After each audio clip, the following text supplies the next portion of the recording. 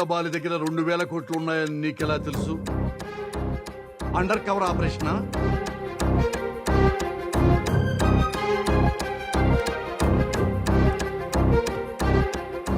క్రిందటి సంవత్సరం ముంబైలో 50 కోట్లు దొంగతనం జరిగింది. ఒక్క రూపాయి కూడా రికవర్ అవ్వలేదు. అది చేసింది నేనే. ప్రూఫ్ ఏంటి? ప్రూఫ్ లేదు కాబట్టి అది పర్ఫెక్ట్ దొంగతనం. దొరకలేదు కాబట్టి నేను పర్ఫెక్ట్ దొంగని.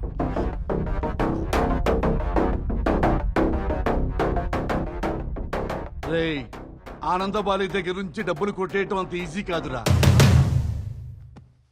వాడి దగ్గర ఎవడైనా 1 రూపాయి కొట్టేశాడంటే వాడిని పట్టుకోవడానికి 1,00,000 రూపాయలు ఖర్చు పెడతాడు. మొత్తం కొట్టేస్తే సీఎం కుర్చీలో కూర్చున్న ఎవడైనా ఒక్క సంతకంతో స్టేట్ ఫ్యూచర్ని మార్చేయచ్చు. అంటే